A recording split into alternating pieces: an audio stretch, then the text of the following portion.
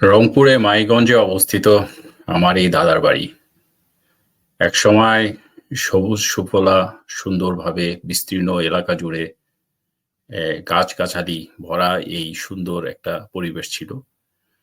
কালের বিবর্তনে নগরায়নের এখন আর সেই দৃশ্যগুলো এখন অনেকটাই ঝাপসা হয়ে উঠেছে।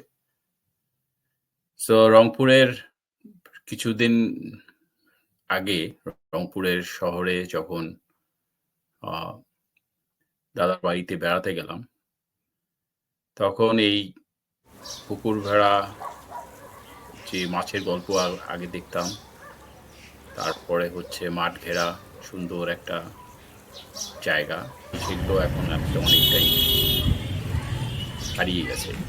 এখন সেই মেঠো পথ দাঁড়িয়ে গেছে পিচ ঢালা পথ দিয়ে যাচ্ছে, সিমেন্টের পাকা রাস্তা, সেই গ্রামের যেই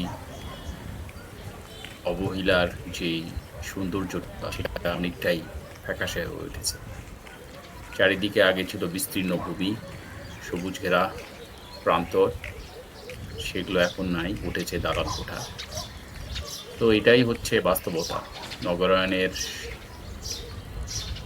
এই যুগে আমরা এই বাস্তবতাটা খুব সহজেই দেখতে হারিয়ে যাই সেই গ্রামের সৌন্দর্য করার দিন।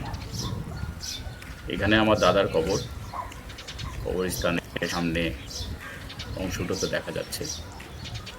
এর পাশেই গড়ে উঠেছে বিশাল একটা হাসপাতাল, যেটা মাতৃসদন হাসপাতাল নামে পরিচিত। আর বাম পাশে যেই ইট ঘেরা দেওয়াল, সেটা হচ্ছে চাচার বাড়ি। কিছুদিন আগে চাচা মারা গিয়েছেন, আল্লাহ তাকে জান্নাতবাসী করুন। আর এই সামনের দিকে এগিয়ে যাওয়া ছোট্ট একটা যেই নীল রঙের বাড়িটি, সেটা আরেকটা চাচার বাসা। এই বাসাটাই আমার বাবারা বড় হয়েছেন। আর এই আশেপাশে এখন আর সেই খোলা মাঠের প্রান্তরা নেই, উঠে উঠেছে বিশাল বিশাল অট্টালিকার সমারোহ। হয়তো অনেক দিন পরেই এক সময় দেখা যাবে যে এগুলোও ভেঙে অনেক বড় বড় দিলান কাটা হয়ে উঠবে। সেই আগায়ের দাদার বাড়ির যে বিশাল প্রান্ত, সেটা অনেক সময় ফ্যাকাশে হয়ে যাবে।